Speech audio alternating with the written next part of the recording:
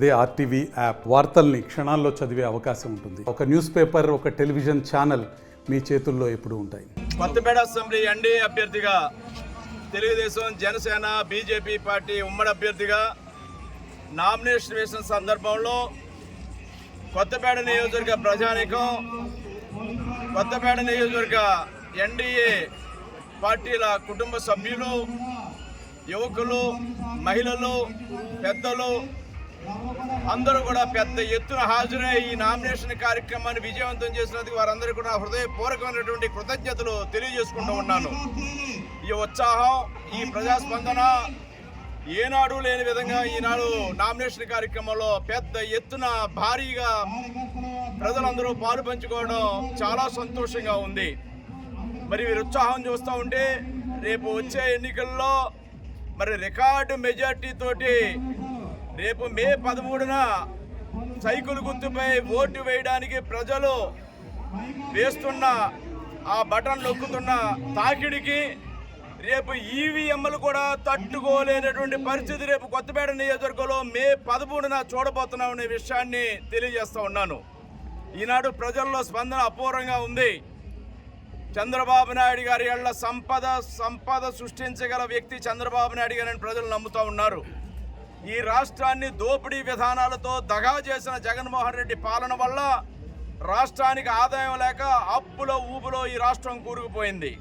మళ్ళీ ఈ రాష్ట్రం మనుగడ ఉండాలంటే ఈ రాష్ట్రానికి ఆదాయాన్ని సంపాదించే దార్శనికుడైన నేత కావాలని ప్రజలు ఎదురు చూస్తున్నారనేది గ్రామాల్లో వెళ్ళినప్పుడు మేము గమనించడం జరుగుతూ ఉంది.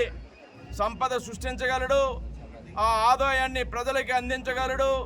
అటువంటి నేత చంద్రబాబు నాయుడు గారికి మద్దతుగా ఈనాడు పవన్ కళ్యాణ్ గారు, అదేవిధంగా ఎన్డీఏలో మోడీ గారు, ఈనాడు రాష్ట్రంలో ఎన్డీఏ ప్రభుత్వం, కేంద్రంలో ఎన్డీఏ ప్రభుత్వం, డబుల్ ఇంజిన్ సర్కార్ రేపు రెండు కేంద్రంలోనూ రాష్ట్రంలో రాబోతూ ఉంది. ఇది రాష్ట్ర అభివృద్ధికి ఎంతో దోహదపడుతుంది. అందుకే ప్రజలు సిద్ధమైపోయారు.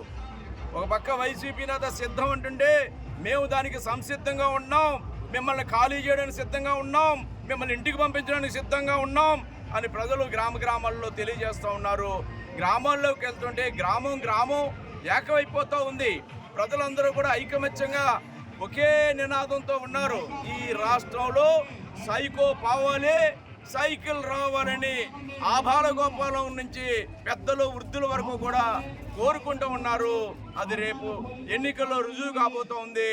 జూన్ 4న ఫలితాలు వెల్లడవబోతూ ఉన్నాయనేది ఈ నామినేషన్ కార్యక్రమే దానికి ఒక ఉదాహరణగా, ఒక సాక్ష్యంగా నేను తెలియజేస్తూ ఉన్నాను. ఇంకొక ఉదాహరణ, ఈనాడు వైసీపీ పార్టీలో ఉన్న నేతలు ఈనాడు మా నాయకులకి మాకు కూడా ఫోన్లు చేసి అభినందిస్తున్న పరిస్థితి ఉందంటే ఈనాడు వైకాపా నాయకుల్లో ఏ విధంగా వాళ్ళు రేపు వచ్చే ఎన్నికల్లో ఎన్డీఏ ప్రభంజనం రాబోతూ ఉంది, మేము ఓడిపోతున్నాం అనే దానికి సంకేతాలు కానీ వైకాపా నేతలు కూడా ఈనాడు మమ్మల్ని ఫోన్లో అభినందించే పరిస్థితి ఉందంటే వాళ్ళు ఏ స్థాయిలో ఉన్నారనేది అర్థం చేసుకోవాలని కూడా ఈ సందర్భంగా తెలియజేస్తూ ఉన్నా. మరొక్కసారి ఈ నామినేషన్ కార్యక్రమాన్ని విజయవంతం చేసినటువంటి ఎన్డీఏ పార్టీల నాయకులకు, కార్యకర్తలకు, ప్రజలకు అందరికీ కూడా పేరు పేరున నా కృతజ్ఞతలు తెలియజేస్తా ఉన్నాను. నమస్తే అండి. ఇది వ్యాపారం గురించి కాదు, ఓటు గురించి. ఎన్నికల్లో ఓటు వేయడం మన హక్కు మాత్రమే కాదు, కర్తవ్యం. ఎంతో మంది మహా నేతలు శ్రమించి ప్రాణత్యాగం చేసి ఈ అవకాశాన్ని మనకిప్పించారు. అందరూ ఓటు వేద్దాం. ఎందుకంటే ఓటు హక్కు ఊరికే రాదు. నా ఓటు ఎవరికో తెలుసా? అది సీక్రెట్ అండి.